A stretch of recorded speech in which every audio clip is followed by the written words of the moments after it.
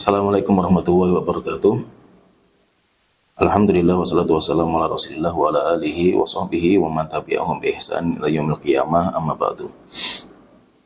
Ayah bunda, semoga Allah terus senantiasa merahmati kita. Kita melanjutkan kembali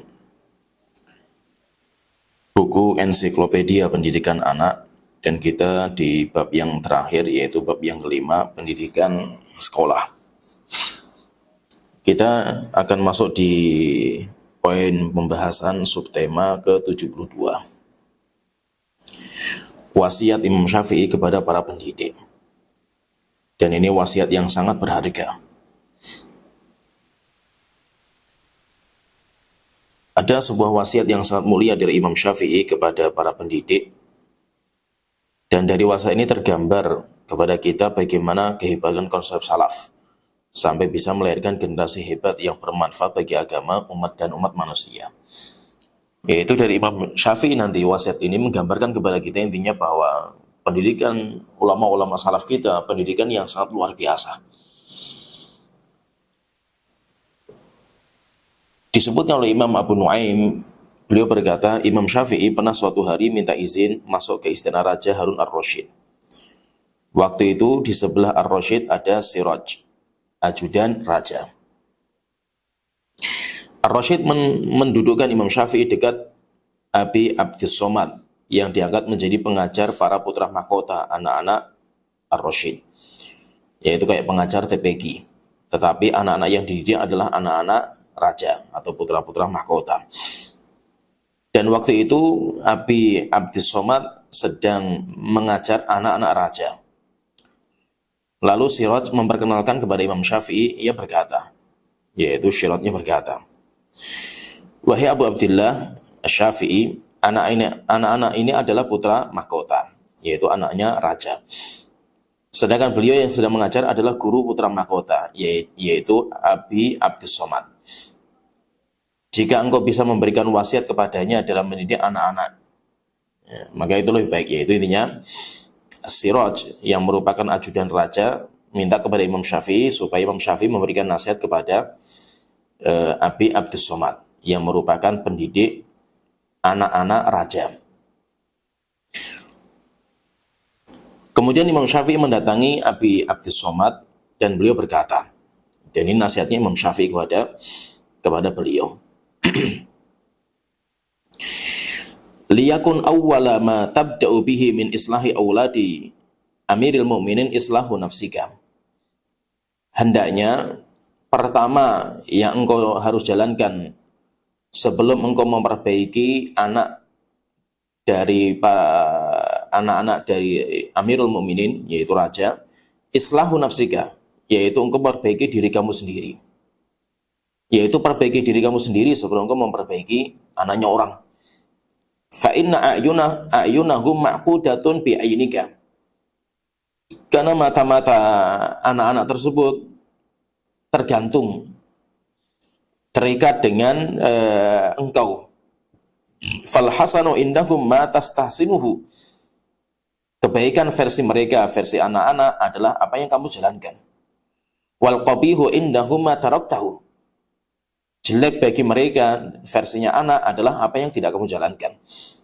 Alimhum kitabullah wala tukrihhum alaihi. Ajarkan kepada mereka Al-Quran, tapi jangan dipaksa. Kamu jangan memaksa anak itu untuk Al-Quran. Fayumilluhu. Karena kalau kamu paksa mereka, nanti mereka akan bosan terhadap Al-Quran. Wala tatrukuhum minhu fayahjuru. Dan jangan sekali-kali kamu membiarkan atau mencampakkan anak dari Al-Quran. Karena nanti anak-anak itu akan meninggalkan Al-Quran. Thumma rawwihi minasyi'ri a'affahu. Kemudian sebutkan kepada mereka, ajarkan kepada mereka ilmu syair yang akan menjaga mereka. Wa minal hadithi asyrafahu. Ajarkan kepada mereka hadis yang bisa memuliakan mereka. Wala tukhrijannahum min ilmin ila ghairihi hatta yuhkimuhu. Kamu jangan mengeluarkan mereka dari sebuah ilmu, dipindahkan kepada ilmu yang lain, sampai benar-benar mereka menguasai ilmu tersebut. Fa inna istihamal kalami fi sam'i mudillatul fahmi. Karena bercampurnya banyak ucapan, bercampurnya banyak ilmu di dalam pendengaran, dalam akalnya anak, mudillatun lil fahmi, akan menyesatkan pemahaman mereka. Ini kalau kita perhatikan nasihatnya Imam Syafi'i ini, nasihat yang sangat indah sekali. Nasihat yang sangat bagus sekali. Maka di sini saya sebutkan faidah dari wasiat Imam Syafi'i yang disampaikan oleh beliau ini. Saya sebutkan di sini ada 10 faidah.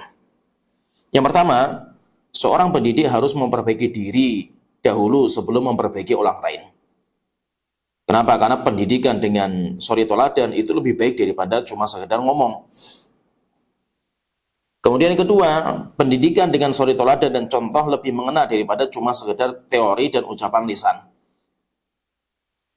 Kemudian yang ketiga, apa yang dilihat oleh mata anak lebih kuat membekas dalam diri anak daripada yang terdengar oleh anak. Sehingga anak bisa belajar dengan pendengaran, anak bisa belajar dengan penglihatan, anak bisa belajar dengan rasa.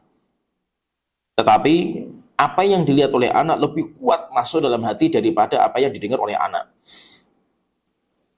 Kemudian yang keempat, wahyu ilahi adalah sumber ilmu, sehingga anak harus didekatkan kepada wahyu ilahi, baik kepada Al-Quran maupun hadis. Dan untuk sampai kepada pemahaman yang benar harus belajar bahasa Arab. Sehingga beliau memerintahkan untuk belajar bahasa Arab. Kemudian yang kelima, tahapan pertama dalam pendidikan adalah pendidikan cinta. Yaitu anak dibuat cinta kepada Allah, Al-Quran, Rasulullah, dan cinta kepada ilmu. Jadi dalam belajar itu tahapan yang pertama itu harus dibuat mereka itu cinta. Kemudian yang keenam, memaksa anak kepada sesuatu yang belum ia cintai akan membuat anak bosan. Oleh itu tadi Imam Syafi'i beliau mengatakan, fala tukrihuhum. Kamu jangan paksa anak-anak itu untuk menghafal Al-Quran, fayumilluhu. Kenapa? Karena mereka nanti akan bosan terhadap Al-Quran. Kemudian yang ketujuh, dampak dari bosan terhadap kebaikan adalah anak akan meninggalkan kebaikan tersebut. Dan ini sangat berbahaya jika nanti terjadi ketika anak sudah balik. Yaitu jangan sampai pendidikan itu hanya cuma paksaan, atau kaidahnya bisa karena terbiasa karena terpaksa.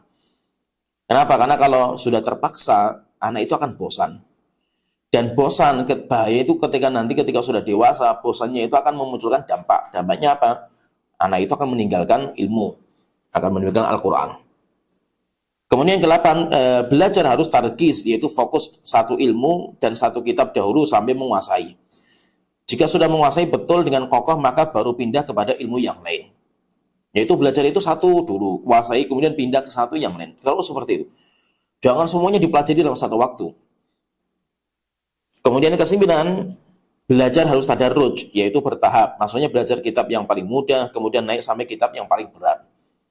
Ya, jadi ada namanya tadarruj, bertahap. Kitab yang paling mudah ini, kemudian kalau sudah menguasai naik lagi. Kemudian ke-10 yang terakhir, belajar ilmu yang banyak dalam satu waktu akan membuat pemahaman bisa salah. Dan membuat jenuh yang menyebabkan anak akan meninggalkan belajar. Dan itu termasuk faktor utama kenapa anak zaman sekarang jenuh belajarnya. Karena belajarnya terlalu banyak dalam satu waktu. Dan ini 10 faedah yang kita ambil dari ucapannya Al-Imam Syafi'i rahimahullah ta'ala. Wallahu a'lam. Assalamualaikum warahmatullahi wabarakatuh.